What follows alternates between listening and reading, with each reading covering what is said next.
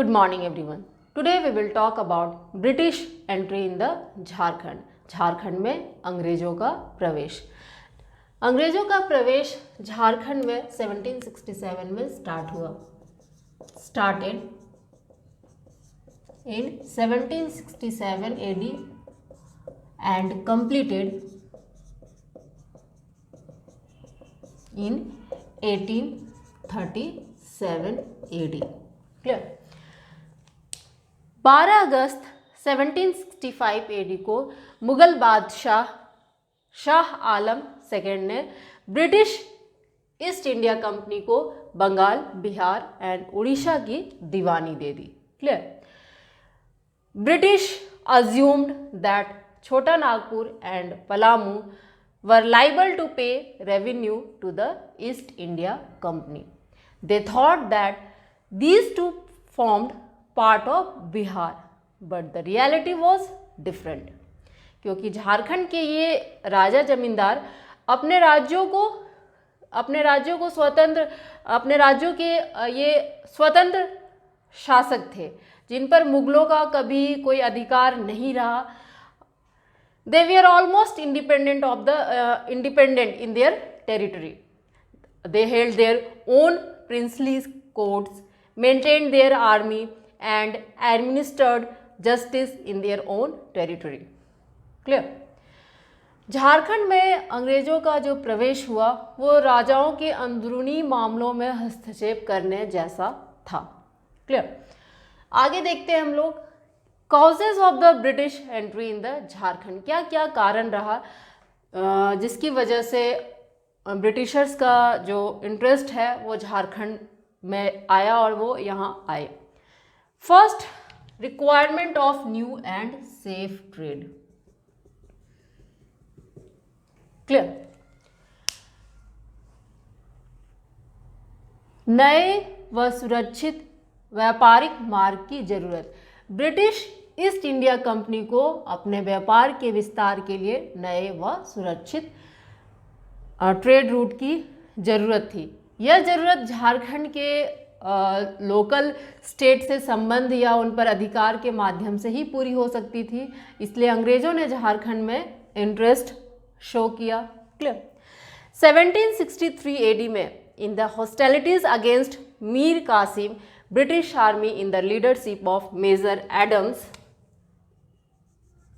Passed through Jharkhand. Jharkhand से होकर वे गुजरे. क्लियर? मीर कासिम के विरुद्ध सैनिक अभियान के समय मेजर एडम्स के नेतृत्व में एक सेना की टुकड़ी झारखंड होकर पार हुई. क्लियर? नाउ 1766 AD दो इंसिडेंट्स है जो हमें ध्यान में रखना है. एक 1763 AD और एक 1766 AD. डूग्लोन्स जो कि डूग्लोन्स of Bengal engineers was sent south Bihar in search of route of Jharkhand. Clear? आगे देखते हैं क्या कारण था ब्रिटिशर्स का झारखंड में आगमन का. सेकेंड रीजन था पलामू एंड छोटा Nagpur became the shelter place of the zamindars of south Bihar. Clear?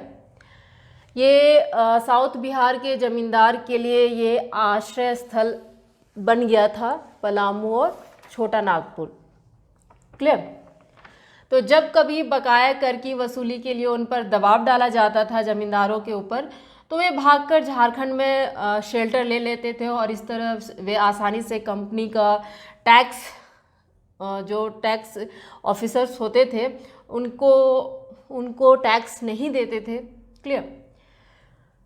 Next reason है उनके झारखंड में एंट्री का. दैट इज पलामू एंड छोटा Nagpur became strategically very important for the British in view of the mounting threat to the company's south west frontiers of Bihar and Bengal from the Marathas. Clear? Bihar में company राज्य की दक्षिण पश्चिमी सीमा और बंगाल में भी company राज्य की जो दक्षिणी पश्चिमी सीमा थी उन पर मराठा आक्रमणकारियों का खतरा था और इन सीमावर्ती क्षेत्रों की सुरक्षा तभी सुनिश्चित की जा सकती थी जब झारखंड के पहाड़ी मार्गों दैट इज पलामू और छोटा नागपुर पर कंपनी का अधिकार होता। क्लियर। तो ये रीज़न था ब्रिटिश एंट्री, ब्रिटिश का झारखंड में आगमन का। आगे हम लोग देखते हैं।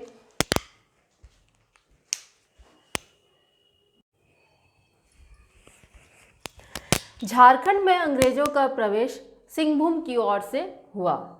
The britishers first entered into Jharkhand through Singhbhum. Clear. Now important states of Singhbhum region, Singhbhum क्षेत्र के प्रमुख राज्य। ढालभूम ऑफ ढाल रूलर्स, ढाल राजाओं का ढालभूम, सिंह राजाओं का पोरहाट, हो लोगों का कोल्हान। मीन्स सिंहभूम क्षेत्र इन 3 पार्ट्स में डिवाइडेड थे इनटू 3 स्टेट, ढालभूम, पोरहाट और Kolhan. Now in 1766 AD company ने तय किया कि यदि सिंहभूम क्षेत्र के रूलर्स यहाँ कंपनी की अधीनता स्वीकार नहीं करते हैं तो उनके विरुद्ध फोर्स, बल का प्रयोग किया जाएगा। क्लियर।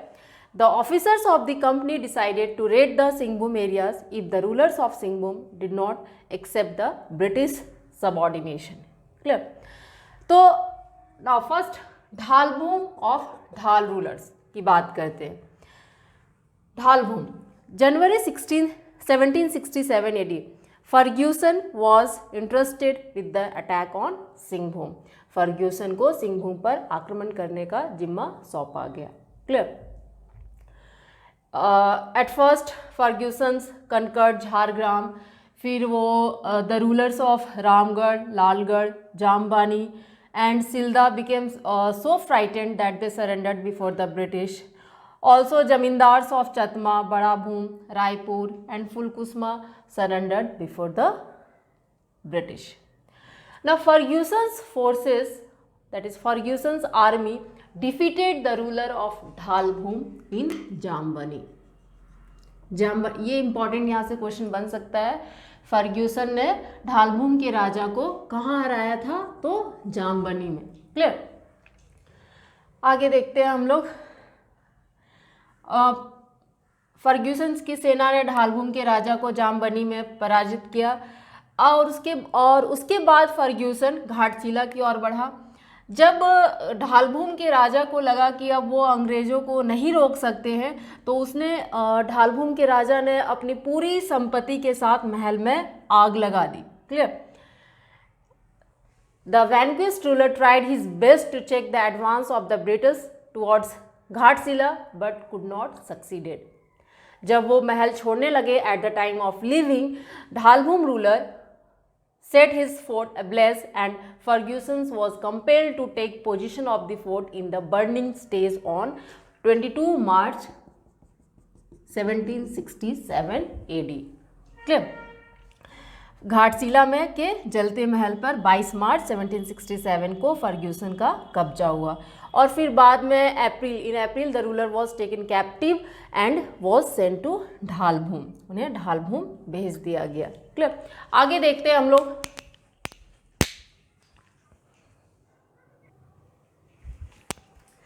अप्रैल में राजा को पकड़ा गया और उसे बंदी बनाकर ढालभूम भेज दिया गया और उसके बाद उनके भतीजे, राजा के भतीजे को जगन्नाथ ढाल, उनका भतीजा थे, उनको राजा बना दिया गया ढालभूम का। जगन्नाथ ढाल वॉज मेड किंग और जगन्नाथ ढाल ये 5,500 रुपीज़ सालाना कर देना मंजूर किया इन्होंने, जगन्नाथ ढाल ने। Clear. But Jagannath Dhal changed his attitude after ascending the throne. In 1768 AD, Jagannath Dhal revolted, 1768 की बात है, Jagannath Dhal revolted against the British, जो कि ढाल रिवॉल्ट कहलाया। तो यहाँ एक क्वेश्चन बन सकता है, ढाल रिवॉल्ट कब हुआ और कौन से किंग के लीडरशिप में हुआ? तो Jagannath Dhal revolted against the British, that is Dhal revolt. Now इसके बाद लेफ्टिनेंट रूक आए। लेफ्टिनेंट रुक जो थे, इनको जगन्नाथ ढाल ने जब विद्रोह किया तो लेफ्टिनेंट रुक को जगन्नाथ ढाल को पकड़ने के लिए भेजा गया, बट लेफ्टिनेंट रुक जगन्नाथ ढाल को पकड़ने में नाकाम रहे, और जिस वजह से इन्होंने जगन्नाथ ढाल भाग गए। ही मैनेज टू स्केप क्लियर। तो इस वजह से लेफ्टिनेंट रुक ने इनके भाई नीमू ढाल को पकड़ लिया। क्लियर। एप्रीहेंडेड हिज ब्रदर नीमू ढाल। Clear. Now in the Dhalbhum region, Captain Charles Morgan had to face protest. फिर से मतलब हम लोग कह सकते हैं ब्रिटिशर्स के अगेंस्ट विरोध होने लगे। इसका फायदा जगन्नाथ ढाल ने उठाया। जगन्नाथ ढाल took advantage of this trouble and liberated major part of his lost territories. Clear? Now इस प्रोटेस्ट की वजह से, इस विरोध की वजह से ब्रिटिशर्स ने नीमू ढाल, जो कि जगन्नाथ ढाल के भाई थे, जिसको उन्होंने बंदी बनाया था, पकड़ लिया था, उनको राजा बना लिया। Britishers made Nimu Dhal as new ruler in place of Jagannath Dhal, and Jagannath Dhal took advantage of this trouble, जिनके अगेंस्ट जो विरोध हो गया ढालभूम क्षेत्र में, and liberated major part of his lost territories. Clear? Now in 1777 AD, as a result, इस विद्रोह की वजह से कंपनी ने वापस जगन्नाथ ढाल को रूलर बनाया। The company recognised him means Jagannath Dhal यहाँ होगा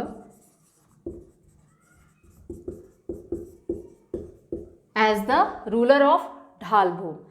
एंड इन 1800 AD ढालभूम का सालाना कर स्थायी तौर पे 4,267 निर्धारित किया गया। क्लियर। तो जगन्नाथ ढाल को वापस 1777 AD में ढालभूम का राजा बना दिया गया। क्लियर। और जिसकी वजह से उन्होंने इतना ट्रिब्यूट देना कंपनी को स्वीकार किया। आगे देखते हैं, हम लोग ये देख रहे थे ब्रिटिशर्स ने सबसे पहले झारखंड में कहाँ से एंट्री की, तो दैट इज सिंहभूम, और सिंहभूम में भी सबसे पहले हम लोग देखेंगे ढालभूम। क्लियर। आगे देखते हैं Porahat and Kolhan.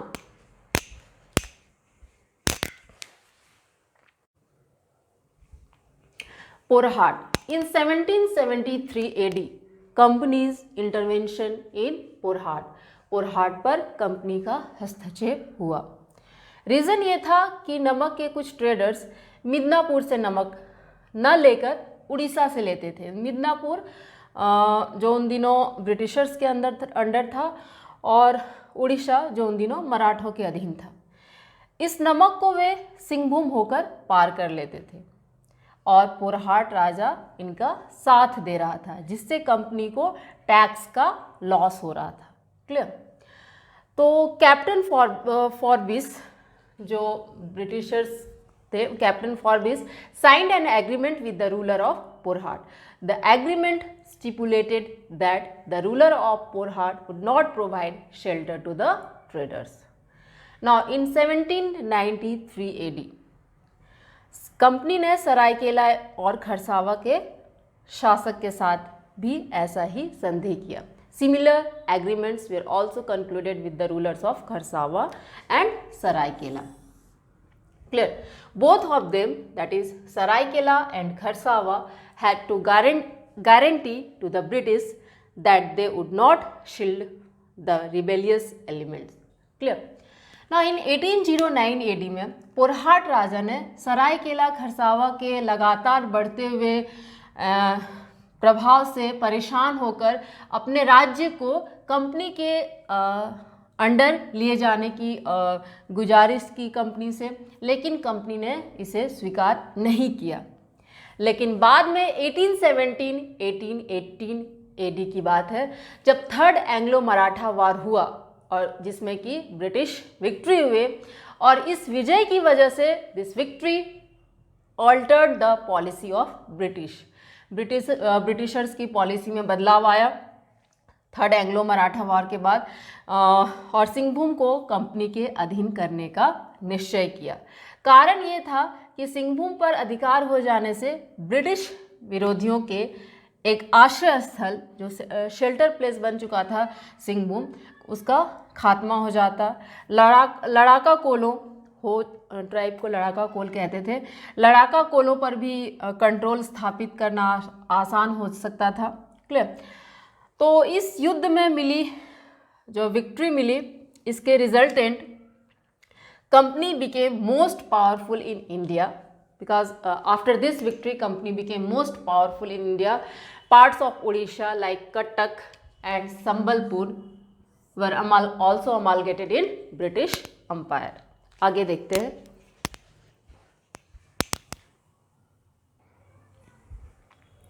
Now come to the 1820 AD. Assistant political agent Captain captain Russell से बातचीत के बाद the ruler of Porahat Ghanshyam Singh, captain Russell और घनश्याम सिंह के बीच लंबी बातचीत हुई। इस बातचीत के बाद Ghanshyam Singh signed an agreement in 1820 AD. Clear. The agreement provided that the ruler would pay tribute in return for the safety and security of his territory. The ruler of Purhat had separate motivations for his agreement with the British. इस संधि के पीछे पुरहाट राजा के कुछ अलग ही उद्देश्य थे, और ये उद्देश्य थे, पहला उद्देश्य, firstly he aspired to establish his supremacy over Saraikela and Kharsawa. Secondly, he also wanted to obtain the statue of Pauri Devi from the ruler of Saraikela. Pauri देवी की मूर्ति चोरी हो गई थी, जिसको पुरहाट के राजा इसको बहुत मानते थे पौरी देवी, लेकिन ये चोरी हो गई थी। He wanted to obtain the statue of Pauri Devi from the ruler of Saraikela. Lastly, he wanted the British assistance in the suppression of the Hos. ये हो ट्राइब से त्रस्त हो गए थे, इसको सप्रेस करना चाहते थे और ये ब्रिटिश का साथ चाहते थे। दैट्स वाई ये एग्रीमेंट घनश्याम सिंह ने कैप्टन रसेल से के साथ साइन की। क्लियर। पहली बात को कंपनी सरकार ने एकदम नकार दिया, अस्वीकार कर दिया, किंतु जो राजा के अन्य दो उद्देश्य थे उनकी पूर्ति में ब्रिटिशर्स ने उनकी हेल्प की। क्लियर। आगे देखते हैं हम लोग।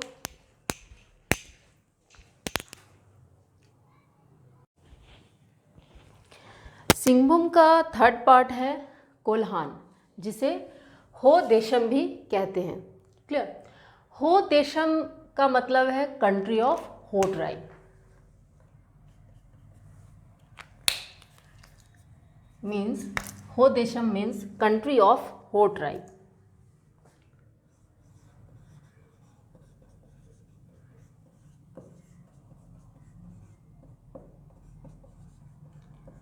एंड कोल्हान का मतलब होता है place of Kol tribe, Kol स्थान।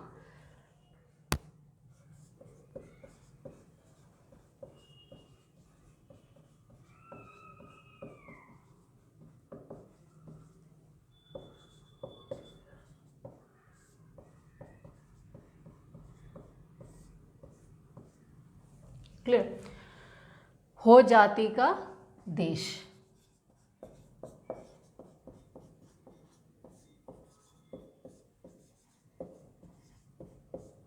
हो देशम हो जाति का देश, country of Ho tribe.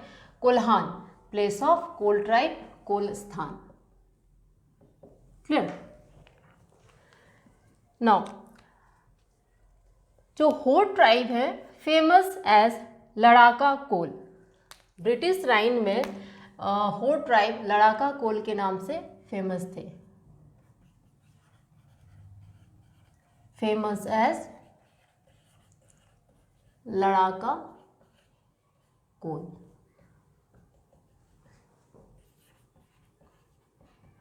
During British time.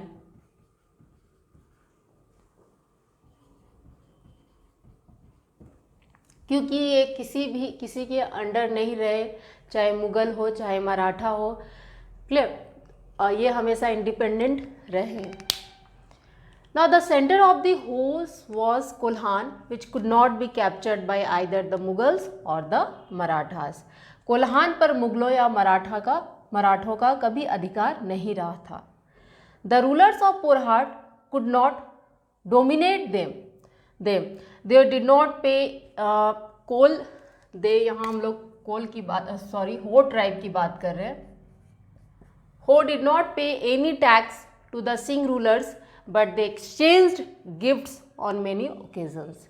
वो गिफ्ट्स दिया करते थे बट कोई टैक्स नहीं दिया करते थे सिंह रूलर्स ऑफ पोरहाट को। Clear. The lack of subjection transform the Hos into a freedom loving and warrior class. Clear. Now एक इंपॉर्टेंट बात है यहाँ, in 1820 AD major Roughsedge entered Kolhan region. A battle was fought between the British and Ho on the bank of Roro River, in which British were victorious. Clear? In 1821 AD, a big army was sent to the Ho areas under the leadership of Colonel Richard. The Hos faced bravely the British army for about a month, but later accepted the sovereignty of the British. Clear? Now conditions of agreement, फिर हो जनजाति और Britishers के बीच संधि हुई। तो संधि की कुछ शर्तें थी। हो ट्राइब जो है, हो एग्रीड टू पे 50 पैसे पर plough for 5 years, and after this period they were required to pay at the rate of ₹1 per plough. Clear? They also agreed to ensure safety and security of the trader and travelers passing through Kulhan route. यहाँ दे हो tribe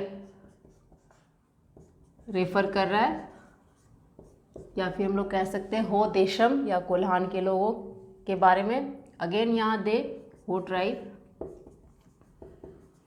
refers to Ho tribe. Clear?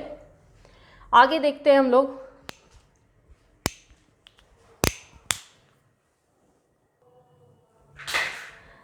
संधि की जो शर्तें थी उसमें lastly they also consented to allow the settlement of others in their areas. Ho tribe के अलावा भी दूसरों को वहाँ बसने के लिए हो जनजाति ने अलाउ किया, और अपने लोगों को, हो जनजाति को दूसरी भाषा भी सीखने को कहा गया। Clear? Now in 1831-32 AD they participated very actively in the Kol rebellion. Clear? जो कि कोल रिवॉल्ट के नाम से फेमस हुआ। हो ट्राइब, अगेन दे मीन्स यहाँ हो ट्राइब की बात हो रही है। हो tribe participated very actively in the coal rebellion. Clear? Coal revolt. Now in 1836 AD on the advice of Wilkinsons, ये नाम यहाँ बहुत ही important है, ये हमें यहाँ ध्यान रखना है। The British army entered Kolhan में प्रवेश किए विल्किंसन्स के कहने पर। Now under the leadership of Colonel Richard, the battle between the two continued. टू यहाँ ब्रिटिश और हो ट्राइब की बात हो रही है। फॉर 4 months, 4 months तक चला ये बैटल। फाइनली इन 1837 AD हो ने सरेंडर कर दिया। For the first time the Hos entered in the direct relation with the company, and they also became ready to pay direct tax to the British. अब वो Singh rulers of Porahat के अधीन ना होकर वो डायरेक्ट ब्रिटिश को टैक्स पे कर रहे थे। Clear? In In order to consolidate the position, the Kulhan area was put in command of a separate British officers. Clear? In this way, the British were able to establish their rule in the whole area 72 years after they got the दीवानी. दीवानी मिलने के 72 साल बाद उन्होंने वो कुल्हान पर अपना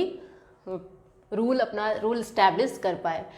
तो हम लोग देख रहे हैं फाइनली इन 1837 में कुल्हान में अपने रूल इस्टेब्लिश करने के साथ इनका झारखंड पर पूरा अधिकार हुआ. Clear? That's all for today. Thank you.